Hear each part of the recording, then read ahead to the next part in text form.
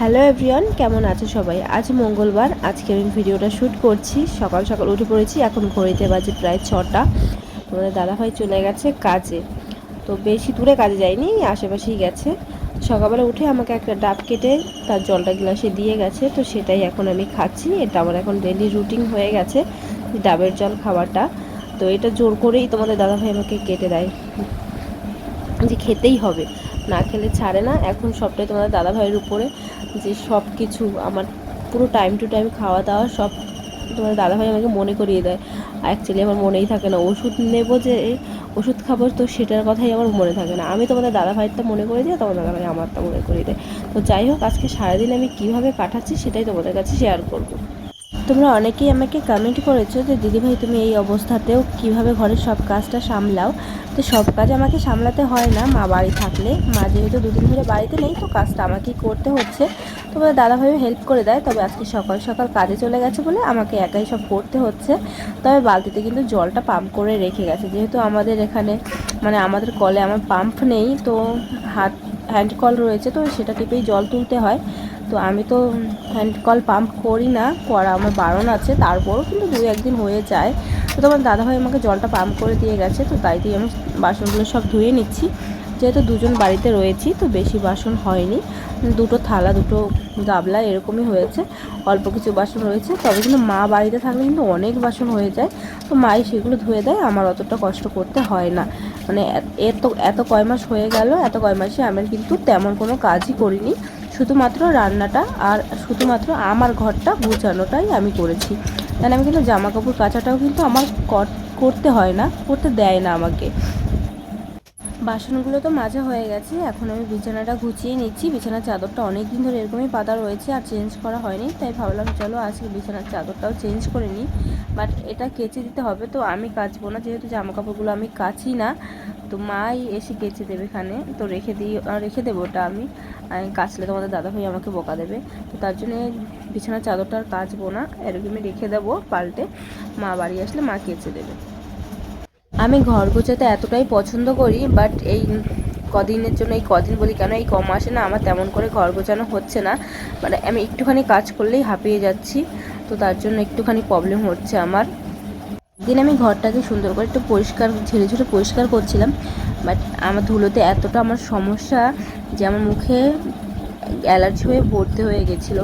আর যেহেতু এই সময় একটুখানি প্রবলেম হয়, মুখে গোটা গোটা উঠে যায়, তো জানি না সবার হয় কি না, বাট আমার হয়েছিল। আমার উঠে যায় আবার কমে যাচ্ছে। তো যাই হোক, মা বাড়িতে থাকলে আমার এই উঠোনটাও ঝাড় দিতে হয় না, বেশি বড় উঠোন না, ছোট্ট একটা উঠোন, তো ঝাড় দিতে হয় না মা বাড়িতে থাকলে। তো আজকে আমাকে দিতে হচ্ছে। অ্যাকচুয়ালি আমি 6 মাস পর্যন্ত পুরো বেড রেস্ট ছিলাম, কোনো কাজ করিনি। তো টুকটাক করে এখনও করতে হয় না মা বাড়িতে থাকলে, যেহেতু বললাম, বারবার বলছি যে আমি মা বাড়িতে থাকলে আমার কোনো কাজ করতে হয় না। মা বাড়িতে নেই বলে এইটুকু আমাকে এখন করতে হচ্ছে।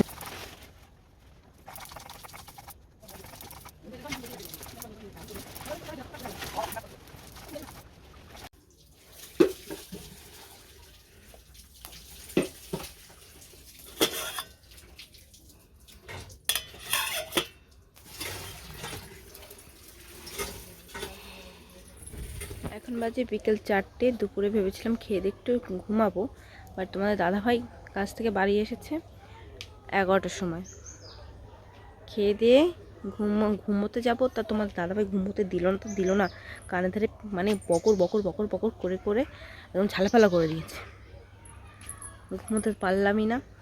এখন খাবার জলটা এনে রেখে গেছে বাজার করতে, আবার রাত্রিবেলা রান্না করতে হবে। আজকে বিকেলে মা আসবে, মা বোধহয় এখন বেরিয়েও গেছে দিদিবাড়ি থেকে।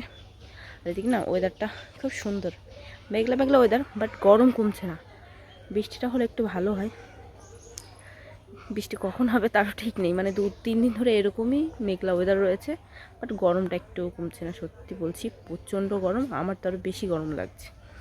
আর এরকম সময় গরম লাগে কি না এতটা জানি না, বাট আমার বৌদি শুধু বলছিল যে প্রচণ্ড গরম হয়, যে তাহলে আমার কী অবস্থা হচ্ছে। আর তো জ্যৈষ্ঠ মাস আসছে সামনে, জ্যৈষ্ঠ মাসে জামাইকে পাকিয়ে দেয় গরমে, তা আমি তো কোন ছাড়, কী অবস্থা হবে ভগবানই জানে।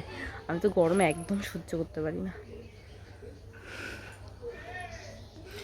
এখন এইমাত্র একটা ভিডিও আপলোড করলাম, মানে ভিডিও আপলোড করতে যে কী সমস্যা, বাড়ি নেট চলছে না, এই রাস্তায় রাস্তায় এতক্ষণ ধরে হেঁটে হেঁটে ভিডিওটা আপলোড করলাম।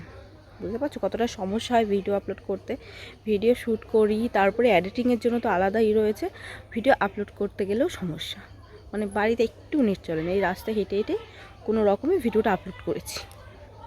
তো যাই হোক, তোমরা তো ভিডিওটা অলরেডি দেখে নিয়েছো, আর এই ভিডিওটা কবে আপলোড করছি সেটাই জানি না। তো যাই হোক, আর আমাকে না দেখতে পেলে এই বেচারা যে এত পরিমাণে চিল্লায় কি বলবো, ওর কাছে মানে আমার সারাদিন বসে থাকতে হবে, এরকম একটা ব্যাপার। এখন দেখো কত শান্ত, কিছু জানে না। আর এতক্ষণ ধরে চিল্লে চিল্লে চিল্লে চিল্লে যে ওর কাছে আসতেই হবে এমনভাবে চিল্লাবে। মানে কুকুর যেরকমভাবে ডাকে না, ও সেরকমভাবে না, ওর ডাকটাই অন্যরকম। সেই ডাকটা যে আমি যদি কোনো জায়গায় যাই, ওর ডাকে এমনভাবে, মানে সেই ডাকটা অন্যরকম। দেখো কিছু জানি না, এখন ও তো কিছু জানি না, যে কিছু জানি না, পাপাতে কিছু জানি না, এখন কিচ্ছু জানি না, দেখো কিছু জানি না। তো যাই হোক, জানি না ভিডিওটা আর কন্টিনিউ করতে পারবো কি না। যদি পারি তো অবশ্যই তোমাদের কাছে শেয়ার করবো। চলো সবাইকে দাদা।